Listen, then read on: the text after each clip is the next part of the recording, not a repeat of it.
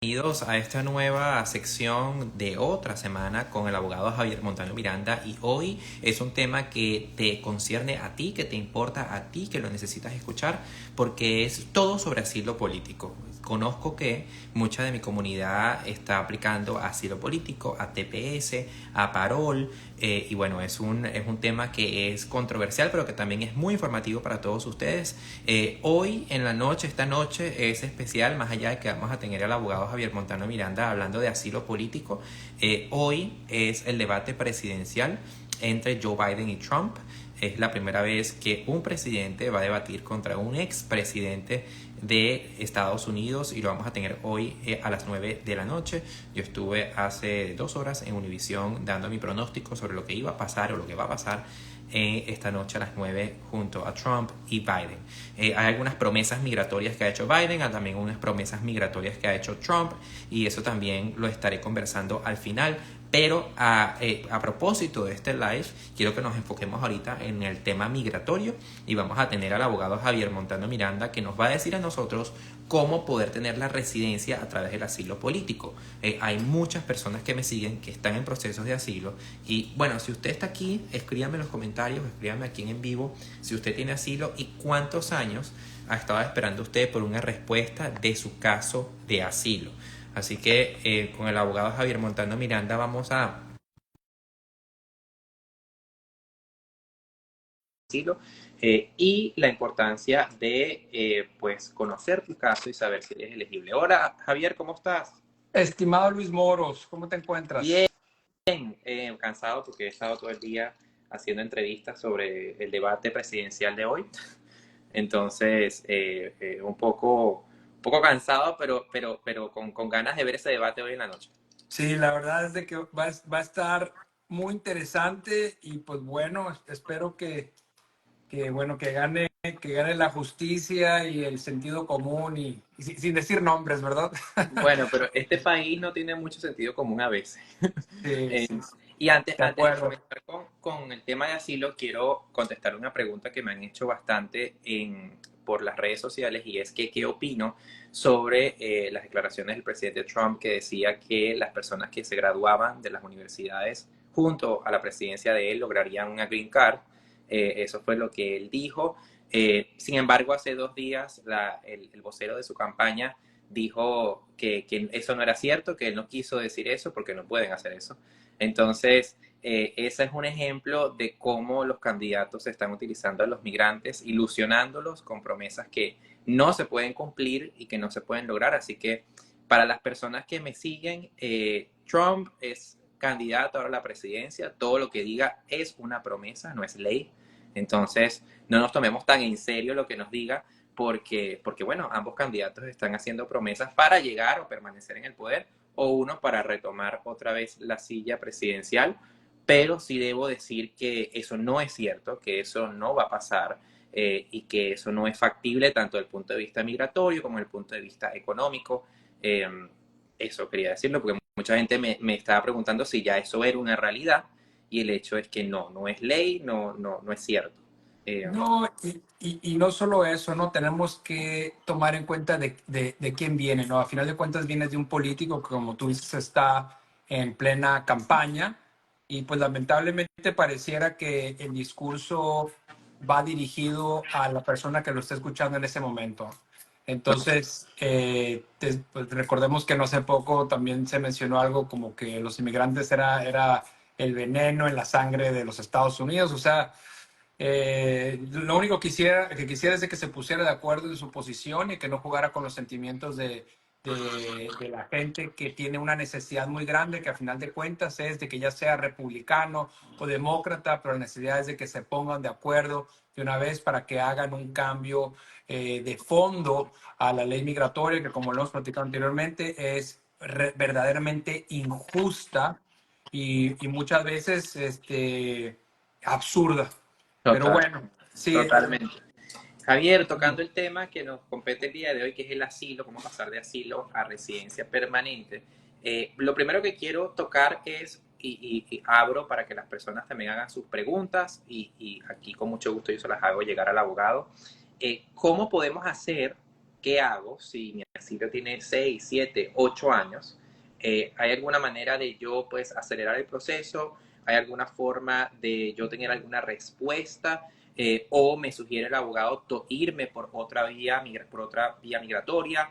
¿Qué hago? Porque tengo ya casi 10 años en este país y sigo como en ese limbo. Yo creo que depende del asilo. Por ejemplo, si una persona tiene un asilo viable, un asilo que está basado en una persecución por raza, religión, nacionalidad, opinión política, participación en un grupo social determinado, y es algo que nosotros podemos considerar como fuerte, pues bueno, podemos tratar de adelantarlo. Ahora, si es un asilo por situaciones generales de un país o un asilo a lo mejor basado en miedos que no son tan demostrables, pues la verdad yo no sé por qué quieren adelantar un asilo. Pero hay dos maneras prácticamente de hacerlo. Una es pidiéndole a la oficina de asilo que te ponga en lo que se llama la corta lista o short list. Y lo que tú estás diciéndole a la oficina de asilo es de que por una cuestión a lo mejor es una necesidad de adelantar tu cita. Por ejemplo, a lo mejor necesitas tu residencia para viajar o necesitas tu residencia porque a lo mejor tienes que obtener la residencia para pedir a alguna persona, pero eso es una manera un poco no adversarial. O sea, tú le pides a la oficina de asilo que lo haga y si te escucha, pues bueno, lo que hace es de que te manda una notificación, generalmente en periodos muy cortos, te dice generalmente en 10 días tienes que estar en una entrevista ante la oficina de asilo. Y la otra, que es mucho más agresiva, pero más efectiva, es una acción federal que se llama mandamus. Mandamus es una acción federal donde tú le estás diciendo al Departamento de Justicia, bueno, a una corte federal, le estás diciendo que que el gobierno se está tardando demasiado y de una manera no razonable. O sea, que por alguna razón te tiene en suspenso y que eso te está afectando. Entonces, lo que hace esta acción federal es de que acelera o le obliga al gobierno, en este caso a la oficina de asilo, a que te resuelva una entrevista. No significa que te van a dar tu asilo, significa solamente que te van a dar la entrevista de asilo. O sea, imagínate que tu caso está en suspenso y ya pasó un tiempo que está fuera de toda razón. Generalmente después de 2 años, yo creo que yo ya dijera que eso estaba fuera de toda razón y la mayoría de los casos, sobre todo de la comunidad venezolana, pues tiene 8, 9, 10 años. Después de eso tú le puedes ir a una corte federal que desatore el caso, por así decirlo, y de esa manera te aceleran tu cita, pero otra vez, ten cuidado en lo que deseas, porque quizás esa cita lo único que va a hacer es tener una entrevista que si no ganas, recordemos que la siguiente instancia va a ser una corte de inmigración. Te van a poner en proceso de deportación. Entonces, si es un asilo fuerte, pues sí, definitivamente aceléralo, ya sea con la lista corta o un mandamus. Pero si no es un asilo fuerte, busca una alternativa, un plan B, y aprovecha el tiempo que se está tardando en adjudicar este caso para hacer una solicitud, ya sea una EB2, una EB3, o a lo mejor, si estás casado, a lo mejor por medio de matrimonio. Y sabes que es increíble que nosotros muchas veces vemos casos de personas que están casadas con ciudadanos americanos, pero por alguna razón de ego o de no deberle a la otra persona, no han aplicado a su residencia Pasa, porque quieren pasa. hacerse residentes por sus propios méritos por medio del asilo. Para mí eso es absurdo. Si estás casado y es una relación de buena fe, ¿por qué no aprovechar ese beneficio y hacerte residente mucho más rápido y sin tanto riesgo de que te pongan en proceso de deportación? Bueno, hay mucha gente bueno, es una lucha contra los egos, ¿no? Para ver si yo no puedo tener propios méritos o no. Por aquí, Juan Marchán dice que él hizo lo de Mandamus y le dieron su asilo después del Noise Rebuttal. Sí, Eh, sí, es Notice of Intent to Deny. O sea, trataron de negarle su caso. Generalmente te dan un periodo muy corto para contestar. Pareciera que él contestó exitosamente y pues bueno, felicidades a Juan Marchán.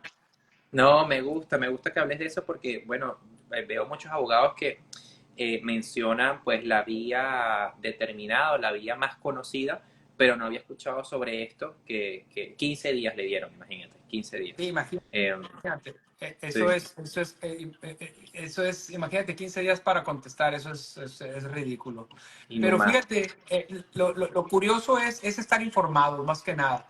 Y sobre todo con temas de cuando tú tienes una aplicación de asilo y estás saltando a una residencia por medio de matrimonio, hay muchísima información que está totalmente errada, es totalmente equivocada. Por ejemplo, el clásico ejemplo es, estoy casado con un residente, tengo una aplicación de asilo pendiente o tengo un TPS, puedo aplicar a la residencia. Generalmente la respuesta es no.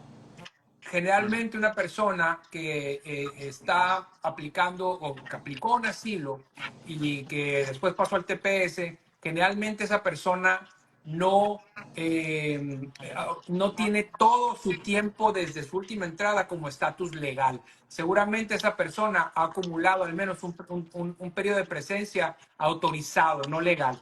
Para hacerte residente por medio de una petición que no sea un ciudadano americano, y estamos hablando de matrimonio, lamentablemente tienes que estar en estatus legal al momento de aplicar y tienes que estar en estatus legal debiste haber estado en estatus legal desde tu última entrada a los Estados Unidos.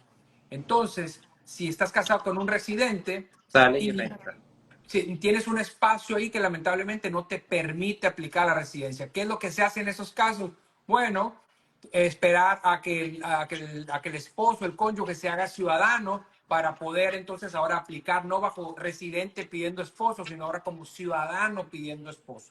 Entonces, muchas veces eso es lo que tiene que hacer, pero hay gente que hace la aplicación de ajuste, gasta el dinero y después inmigración le dice, lamentablemente no calificas porque tenías un periodo de estatus ilegal o de periodo autorizado que lamentablemente no te permite hacerte residente. Pero inmigración no te va a decir que no puedes al principio, o sea, te va a dejar pagar, te va a dejar Sí, cancelar tus claro. fees. Ajá. Te vas a enterar, te vas a enterar mucho después. Y es muy triste porque eso es algo que se puede resolver desde el principio. Una consulta a tiempo te puede indicar, mira, no puedes aplicar ahorita, espérate y eventualmente te va a llegar tu residencia.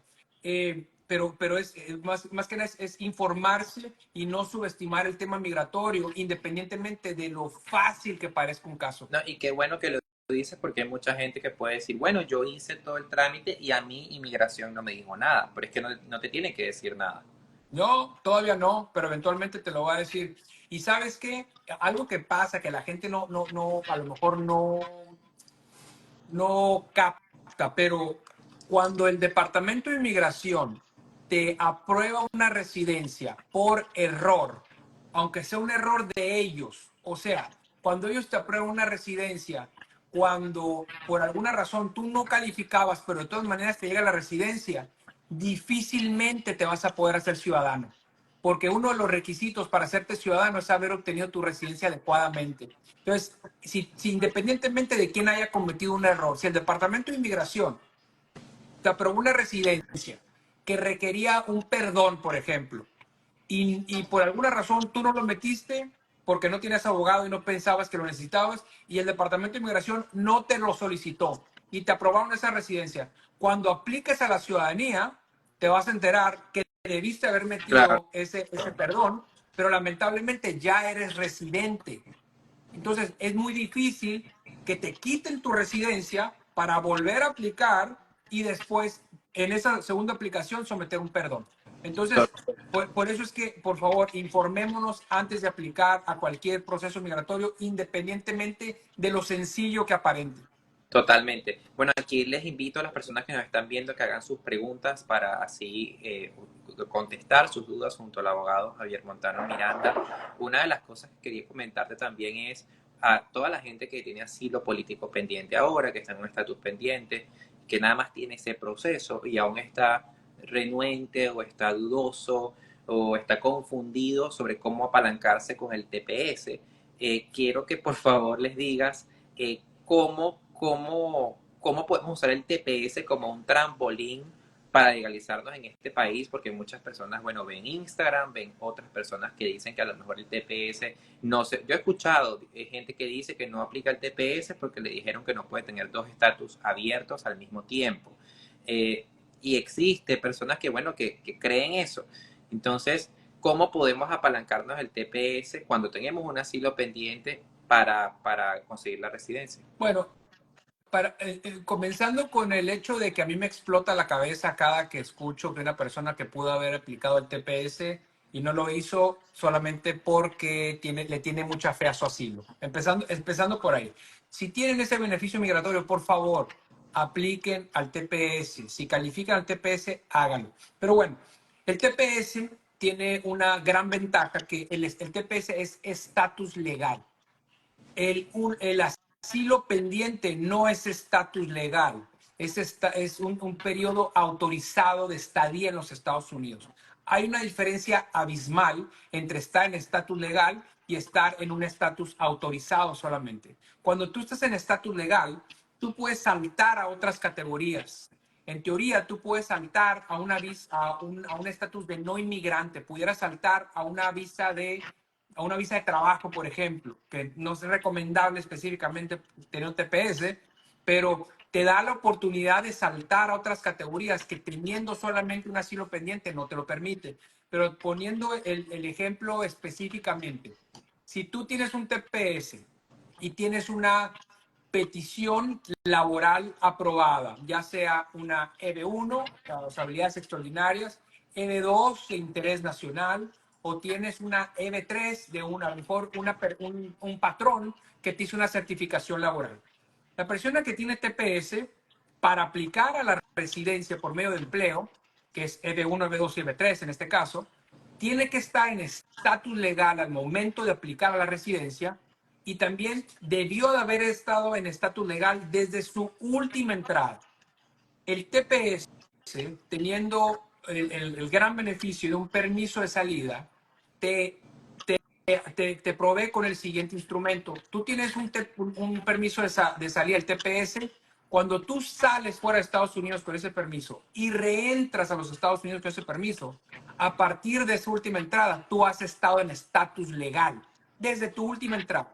Eso significa que después de esa reentrada, teniendo una EB1, EB2 o EB3 aprobada, tú puedes aplicar a la residencia.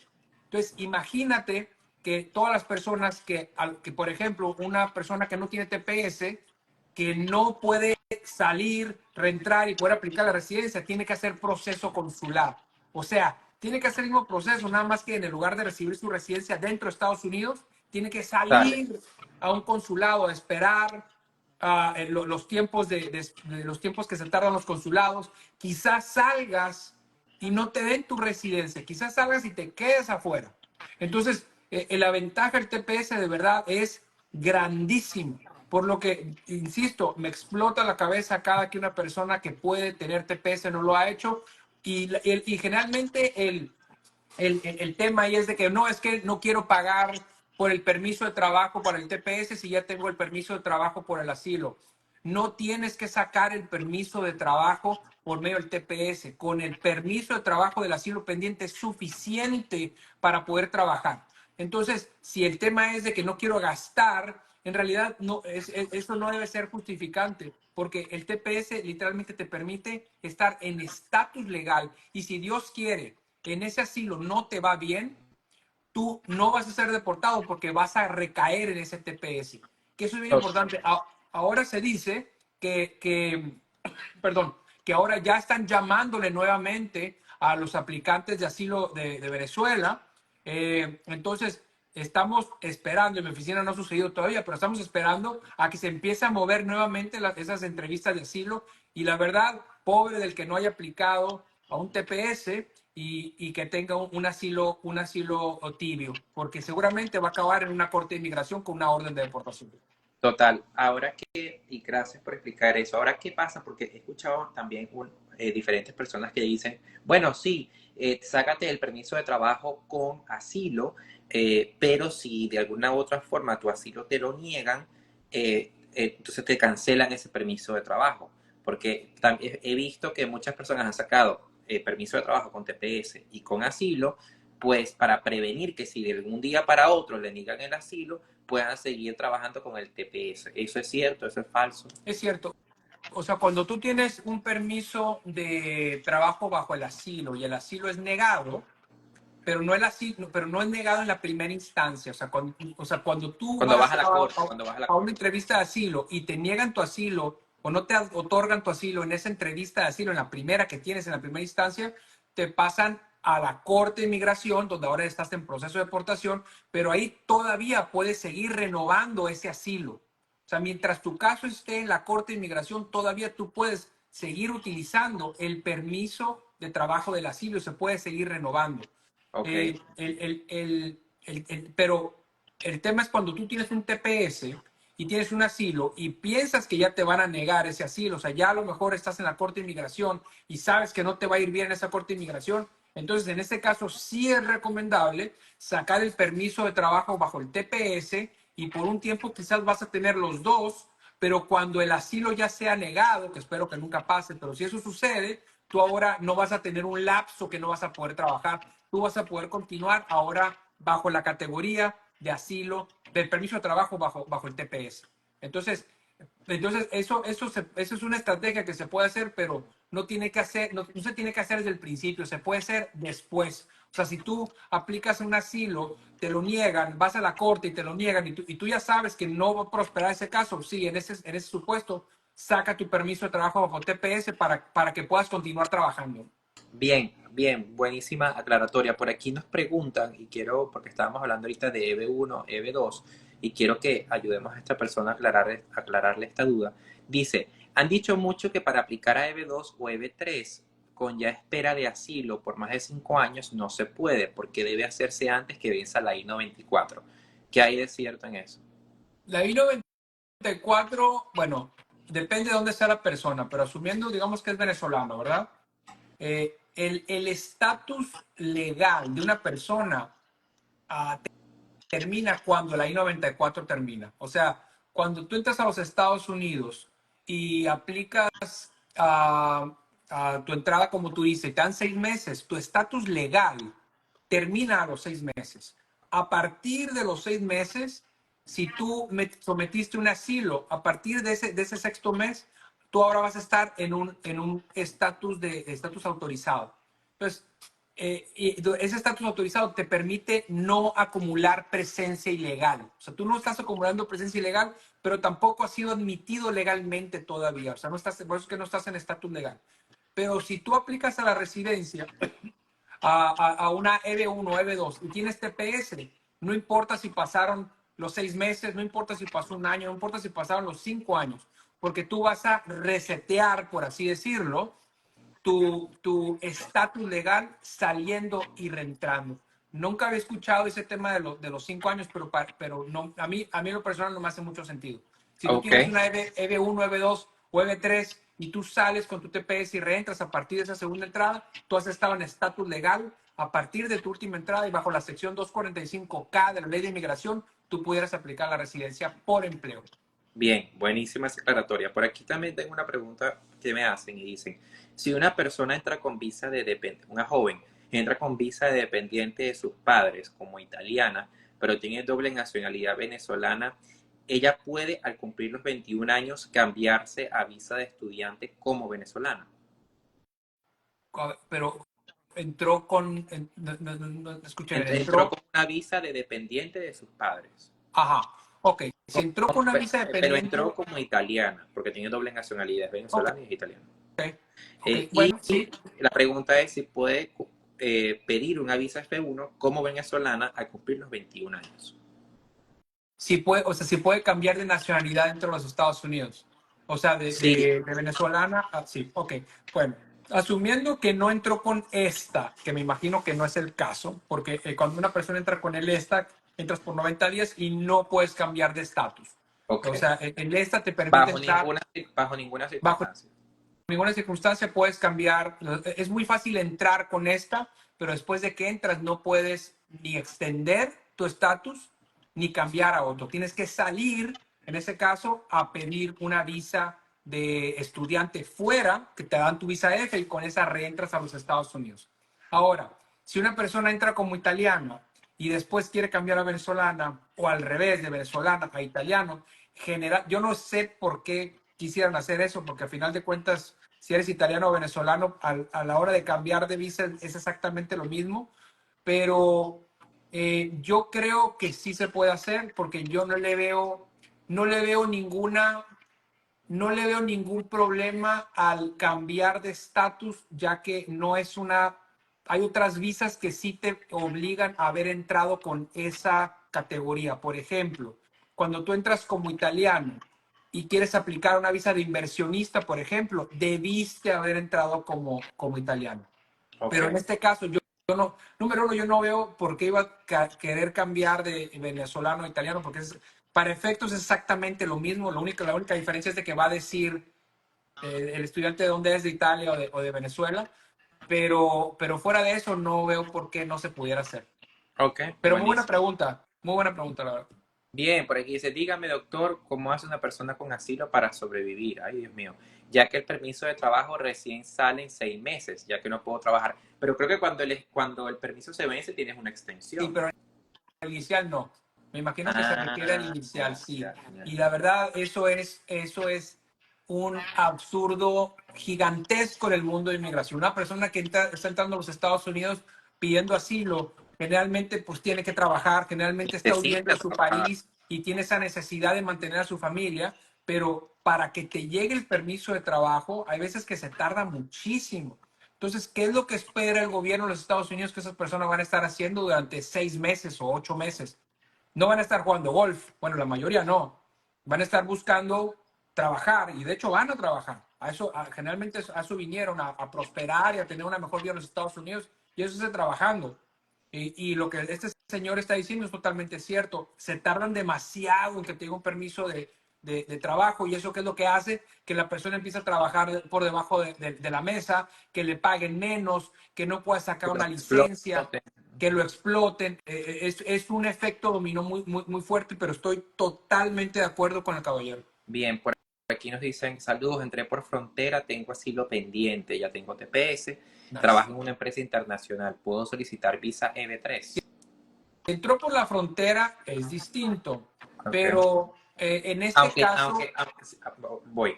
Aunque haya entrado por la frontera y ya tenga TPS, igual haber entrado por frontera es distinto. es un tema porque cuando tú entras por la frontera, el Departamento de Inmigración va a tener mucho más problema para hacerte un cambio de estatus dentro de los Estados Unidos. Lo que este señor puede hacer, que yo le recomendaría que es mucho más probable que sí funcione, es hacer un proceso consular. O sea, eh, pero siempre y cuando no haya acumulado más de 6 meses de presencia ilegal. O sea, que desde que entró a los Estados Unidos a que le llegó el TPS, no hayan pasado más de 6 meses. Porque después de 6 meses aplica lo que se llama la barrera de 3 años. Pero en este tipo de casos, generalmente lo que se recomienda es que la persona haga proceso consular, o sea, que se haga una EB3, una petición laboral, y cuando esa petición laboral esté lista, que la persona salga fuera de los Estados Unidos a la entrevista de residencia, o sea, a un consulado. Y si no se la dan, por alguna razón, puede reentrar a los Estados Unidos con su permiso de TPS. Pero mucho cuidado porque esta persona quizás esté ahorita en la Corte de Inmigración. Y si está en la Corte de Inmigración y sale fuera de los Estados Unidos, independientemente que salga con el permiso del TPS, hay una presunción de que se está autodeportando. Ese señor debería de primero cerrar su caso de inmigración en la Corte de Inmigración y después hacer el tema de la salida. O sea, a las personas que están pensando en hacer EB1, EB2, EB3 o cualquier categoría y tienen un caso de Corte de Inmigración abierto en los Estados Unidos, en la Corte de Inmigración, tienen que cerrar ese caso antes de salir. Porque otra vez, cuando tú tienes un caso de Corte de Inmigración y tú sales por los Estados Unidos, hay una presunción de que abandonaste, que te autodeportaste. Y Ok, esto incluye los casos que han sido cerrados administrativamente. hay una confusión muy grande ahorita cuando dice, no es que me cerraron mi caso. Bueno, te lo cerraron permanentemente o te lo cerraron temporalmente. Cuando dicen que el caso se cerró administrativamente, o sea, temporalmente, eso es de que el Departamento de Inmigración y la Corte de Inmigración congelaron tu caso, o sea, dijeron, no tienes que ir a la Corte de Inmigración, pero tu caso sigue en la Corte de Inmigración. Eso significa que sigues en proceso de deportación, sigues con el compromiso de tener que notificar a la Corte de Inmigración si te mudas, pero eso es si está congelado. Ahora, o sea, AC, así le dicen, o un caso que ha sido administrativamente cerrado. Pero un caso que ha sido desechado o dismissed o desestimado, que creo que es el término correcto en español. Correcto. Si un caso es desestimado, entonces ya la persona ya no está en proceso de deportación. Esa persona sí, en ese caso sí puede salir con el permiso de TPS sin una presunción de una autodeportación. Pero eso es algo que la verdad es que solamente un abogado te puede decir si puede salir o no puede salir y también verificar que el caso realmente haya sido desestimado y no solamente cerrado administrativamente, porque la gran mayoría de los casos en las cortes son cerrados administrativamente, no desestimados. Mira, esto es como las becas, esto es un nudo difícil de desenredar y solamente tú y un abogado, lo que haya estudiado aquí en este país, lo puede hacer de manera correcta. Así que, please, dinos cuál es, si la gente quiere, pues, tus consultas, si quieren comentarte más a profundidad su caso y no saben qué hacer, cómo te pueden contactar. Bueno, en nuestras redes, Montano Miranda Law, y también si ponen la palabra consultoría o consulta también en este chat, nosotros los podemos contactar. Y yo siempre digo lo mismo, miren, no tengo que ser yo, ojalá sea mi oficina, pero independientemente de quién sea, nada más asegúrense que es una persona que se va a dedicar a estudiar su caso, porque estamos hablando de una manera general y con el objeto de educar, pero yo no quiero que esto se tome como un consejo legal y que alguien diga, ahora voy a aplicar el TPS, mi caso está desestimado, voy a salir, voy a reentrar. No, es un tema delicado y cada caso es un universo. Tenemos que ser muy cuidadosos y escojan a su abogado adecuadamente. Y otra vez, no tengo que ser yo, pero que sea un abogado, por favor. Total, por aquí nos ponen, me iluminaron, esa es la idea, educarlos. Por aquí están escribiendo ya la palabra consulta. Bueno, ahí van a recibir Gracias. mensajes por parte de la firma de Javier. Y por aquí dice, siempre honesto y el mejor abogado, lo certifico, eres lo máximo. Por Gracias. aquí nos dicen, mira, aquí hay una pregunta, dice, bueno, hay varias, lo que pasa es que se me fue esto. Dicen, se cierra caso de asilo por TPS aprobado. ¿Es una posibilidad? O sea, terminado definitivamente. Ya va, no, había otra pregunta, creo. Aquí está. ¿Podría salir con permiso de viaje con TPS y subsanar la entrada ilegal y cerrar su caso de asilo? O sea, salir, bueno, pero primero tiene que cerrar su caso de asilo. O Antes sea, de salir antes de... de salir tiene que cerrar su caso de asilo. Ahora, si tiene un TPS aprobado, tú le puedes pedir a la Corte de Inmigración que desestime tu caso, que cierre tu caso. Claro, ella En dice que Miami, al menos, puede salir con permiso de viaje con TPS. Sí, me imagino que ya le aprobaron el TPS con el permiso de correcto, viaje. pero primero yo, después de la aprobación del TPS, cerraría el caso Ok. antes de salir. O sea, primero cerraría el caso. Porque si Eh, no se la, toma como que tú abandonaste. Correcto, o sea, primero cierras tu caso de corte de inmigración y en ese momento, cuando el caso está desestimado, en ese momento ya no estás en proceso de deportación. Entonces, Claro. en ese momento tú ya puedes ahora sí salir fuera de los Estados Unidos y reentrar a los Estados Unidos y ya vas a estar en estatus legal. Entonces, pero a eso voy. Tenemos que ser muy cuidadosos y por eso primero es cerrar tu caso, pero cerrarlo para siempre, desestimarlo, no AC, no administrativamente cerrado. ¿Cómo puedes verificar si tu caso fue administrativamente cerrado o desestimado? Bueno, generalmente en el número 1-800-898-7180, si tú pones tu número de alguien y pones la opción número 3, ahí te va a decir qué fue lo que hizo el juez de inmigración con tu caso. Y generalmente te dice que el caso fue dismissed o el caso fue o está cerrado administrativamente, o pregúntalo a tu abogado. Pregúntalo a tu abogado si el caso fue cerrado administrativamente o si fue desestimado, porque lamentablemente se utilizan los términos de manera equivocada muchas veces. Bien, no, gracias por la aclaratoria. Ah, también debo comentarles que eh, pueden comentar la palabra consultoría o consulta una vez yo haya publicado el live. O sea, en vivo no les va a llegar el mensaje, pero una vez se haya publicado este en vivo que lo voy a colgar en mis redes, ahí sí pueden en los comentarios comentar consultoría. O si de verdad, lo que yo haría si yo soy ustedes, voy, sigo al abogado, le escribo un DM, un mensaje directo, le digo, mira, estoy interesado en una consulta y listo. Pero solo que aquí en vivo, si lo pones aquí en los comentarios, no les va a llegar automáticamente, a no ser que, bueno, tu equipo lo haga Sí, manualmente. no, y sabes que muchas veces también escriben y la verdad, te escriben a pedir, a hacer preguntas y la verdad yo lo agradezco mucho cuando puedo las contesto, pero la mejor manera de contactarme es por medio de mi oficina, ¿no? Sí, sí, Y esa es una realidad y yo no quiero ser grosero y no es de que no me importe y no quiera contestar, pero es que de verdad vale la pena hacer una consulta. Otra vez, no tengo que ser yo, pero vale la pena hacer una consulta con un abogado que sepa y que se dedique exclusivamente a esto. total. Y ahora, Y desde lo de aprovecho. Biden, bueno, me imagino que ya has visto que todo el mundo hace inmigración, ¿no? Ahora Sí, sí. todo el mundo ahora es abogado de inmigración, entonces mucho cuidado con eso.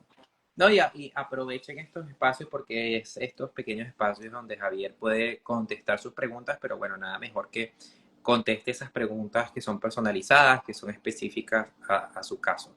Por aquí nos preguntan, ¿no es demasiado riesgo salir y entrar con el permiso del TPS teniendo asilo pendiente? En mi opinión, no.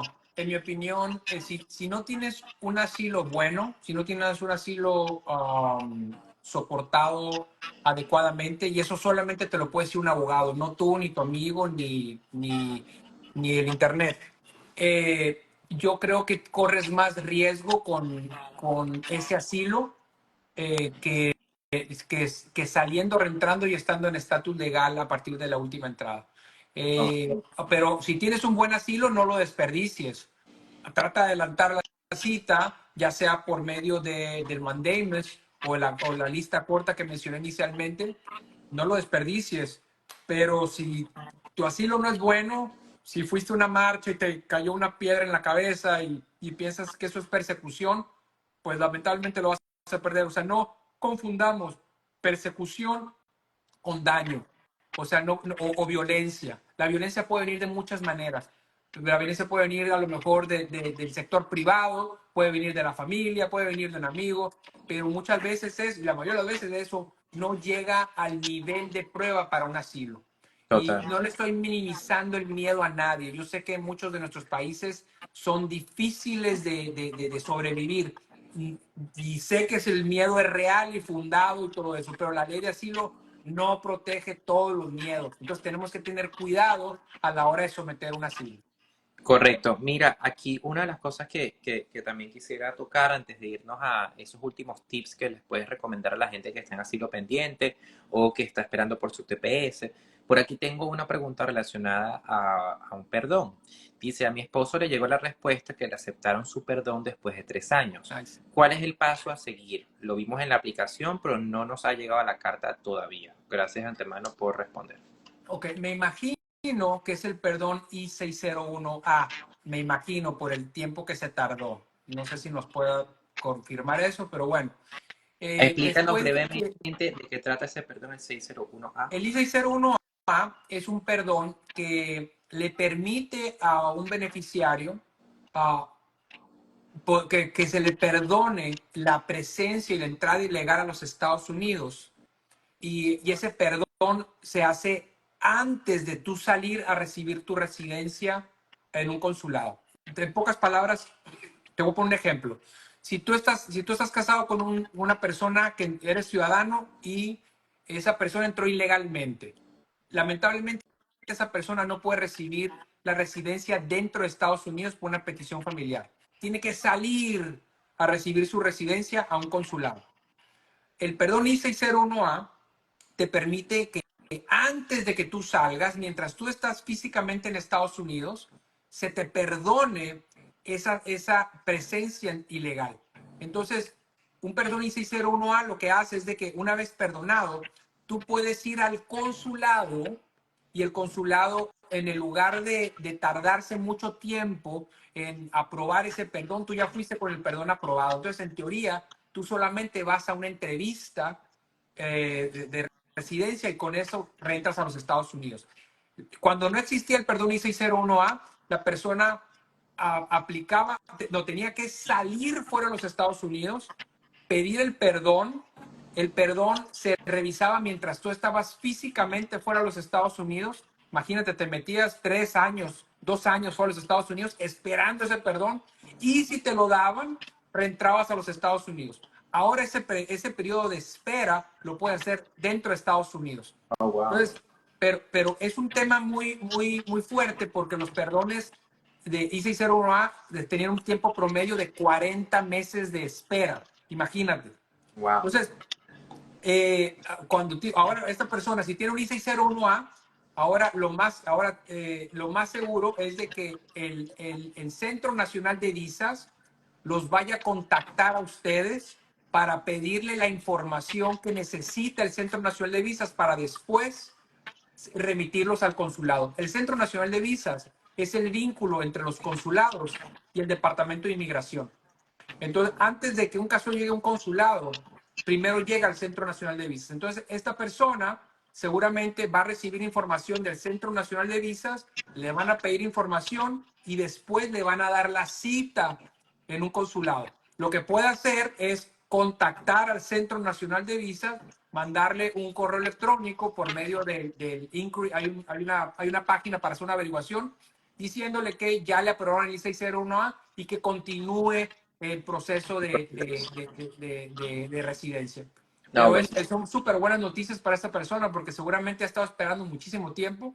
Ahora nada más es de que le procesen el caso en el Centro Nacional de Visas y después al Departamento de Inmigración. Pero ahí va un tema. Pudiera ser que esta persona califique al parole in place de Biden, al parole in place que anunciaron hace un par de semanas. O sea, si esta persona tiene una petición por medio de un esposo o esposa, un cónyuge, y esta persona tiene más de 10 años en los Estados Unidos y obviamente no tiene récord criminal, etcétera, esta Es ciudadano. persona, en el lugar de tener que salir, y es ciudadano el peticionario, en el lugar de tener que salir a recibir su residencia en un consulado, pareciera que esa persona, en el lugar de hacer eso, va a poder pedir un parol en los Estados Unidos y con ese parol aplicar la residencia dentro de Estados Unidos sin tener que salir. O sea, en el lugar de que esta persona vaya a tener que lidiar con el Centro Nacional de Visas, con el Departamento de Estado en un consulado y tener que salir y obviamente es un nervio porque igual y no sabes si te van a dar residencia o no, no sabes si a lo mejor va a durar una semana o 4 meses. Ahora pudiera ser que esa persona aplicando un parole in place, obviamente si califica a los requisitos, no va a tener que salir, puede aplicar a los Estados Unidos, pero la residencia dentro de los Estados Unidos. El parole in place beneficia a casi el 100% a estas personas que tienen el I-601A pendiente. Wow, bueno, buenísimo. Ahí Pero tiene. verifíquelo porque quizás se ahorre el viaje al consulado fuera de los Estados Unidos. Sí, bueno, ahí tienen ya, aquí está Ruby, ahí tienes Ruby una explicación extendida de lo que debes hacer, qué no debes hacer, pero yo si fuera tú, pues contactaría al abogado para que te diera una explicación pues más a fondo de cuáles son los pasos a seguir, pero bueno, ya ahí tienes un buen punto de partida. Javier, cuéntanos, dinos esos 3 tips, esas 3 cositas que nos recomiendas para las personas que tienen asilo político pendiente o tienen un proceso pendiente, están con TPS, ¿qué debemos hacer? Porque una de las cosas que siempre hablamos es cómo mantenernos activos, o sea, si estamos esperando 5, 6, 7 años por un asilo, pues no quedarnos sin hacer nada. Entonces, ¿qué debemos hacer? Estos 3 tips últimos que la comunidad puede usar para nutrirse y para tomarle provecho a su caso. El primero es aprovechar todos los beneficios migratorios que tienes a tu alcance. Si puedes aplicar el TPS, por favor, se lo ruego, háganlo. Segundo, si tienes un asilo pendiente, nunca es tarde para pedir una segunda, tercera, cuarta opinión. Tienes que saber si ese asilo te va a llevar al objetivo que quieres llegar. Si no te va a llevar a ese objetivo, tienes que buscar alternativas como lo que mencionamos, EB1, EB2 o EB3, para poder llegar a la residencia. O sea, no te estanques en un asilo que no te va a llevar a ninguna parte, porque recordemos que el TPS no te lleva a la residencia. Y lo tercero es más a título personal, porque estamos escuchando tantas noticias pues tristes, ¿no? De que los inmigrantes están haciendo esto, que se están portando mal y que están, y de todas las nacionalidades, ¿no? Yo nada más quiero dar un mensaje que es, mira, la mejor, siempre he pensado esto, la mejor manera de ser agradecido a las bondades de los Estados Unidos es seguir sus reglas. Es muy fácil. En los Estados Unidos es muy fácil prosperar, pero da mucha tentación el portarse mal. Portémonos bien y verás, este país es muy bondadoso, le ha abierto las puertas a muchas nacionalidades, pero nada más tiene esa condición, seguir las reglas. Eso significa paguen sus impuestos, los que realmente deben, paguen impuestos, trabajen como deben de trabajar, no trabajen por la izquierda, manejen bien, no tomen y manejen, traten bien a su familia. Son cosas básicas, pero de verdad, este país funciona por eso, porque la gente sigue las reglas. No podemos traernos las costumbres de nuestros países que no funcionaron allá, no podemos tratar de importarlas a los Estados Unidos. Y yo como inmigrante, yo estoy muy agradecido a este país, pero la verdad es de que aunque muchas veces no sé, muchas veces hasta me da coraje muchas veces cuando veo noticias y que sé que son inmigrantes los que, independientemente de qué país, la verdad me da más coraje cuando son mexicanos porque son de mi nacionalidad, pero es muy fácil, nada más es seguir las reglas y serle agradecidos a este gran, gran, gran país. Total, total. Suscribo cada una de tus palabras porque pienso que es un país que te puede dar todo, que puedes, mira, te dan la tierra libre para volar y para tener éxito en la vida. Solamente, pues, lo que parece fácil para muchísima gente es difícil y es hacer las cosas bien aunque nadie te esté viendo, hacer las cosas bien aunque inmigración no esté ahí atrás de ti, hacer las cosas bien aunque nadie esté observando lo. Uy, ahí me pegué. Y a veces nos cuesta, le cuesta a las personas y se estancan también porque dejan que un estatus migratorio que es temporal, o sea, ese estatus de asilo pendiente, TPS es algo temporal, a veces se encasillan, se frustran y dejan que eso los domine y no debe ser así, ¿no? Así que gracias Javier por ser también un ejemplo para nuestra comunidad Oh, gracias. y Tú eres el ejemplo, por favor. Literalmente tienes la mitad de mi edad y tienes más títulos que cualquier persona que conozco. Tú eres el ejemplo, estimado. gracias, gracias. Por aquí no, mira, vamos a cerrar con una última pregunta a ver, no la quiero dejar por fuera. Dicen, eh, ¿qué puedo hacer? Y creo, dime. Pero leí que querían el número de la corte otra vez para revisar los casos. Lo voy a Ah, repetir. Es sí, dime cuál es el número. 1-800 Ok. 898 7180. Repito, 1-800-898-7180. Van a poner su número de alien. Está la opción de inglés o español. Y en la opción número 3 te indican la decisión que tomó el juez en tu caso. Este número es disculpa. De la Corte de Inmigración. Ajá. Para colocarlo aquí y fijarlo en los comentarios. Por aquí nos querían preguntar y quería que, bueno, que respondieras de manera corta y precisa. Eh, a ver. Ajá, dice, porque, no, esto no es. Dice, ya va que estoy ciego. Ajá, ¿qué puedo hacer si me están acosando todos los días? Se han invadido absolutamente mi privacidad. Eh, Ok. eso.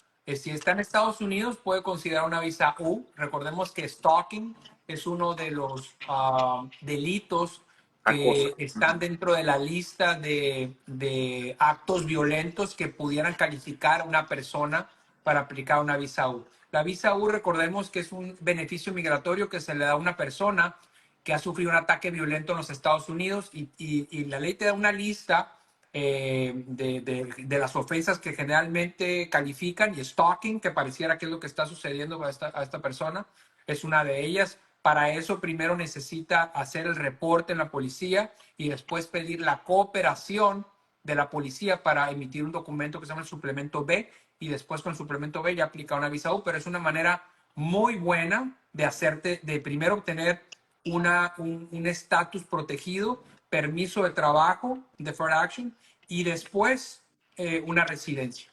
No, y si quieren saber más sobre ese tema en específico, pues hay un live de casi una hora completa que le dedicamos a ese tema, así que vayan al perfil del abogado, vayan a mi perfil y pueden buscar ese tema que pues lo describimos de manera muy detallada en un live que hicimos creo que hace como un mes y medio.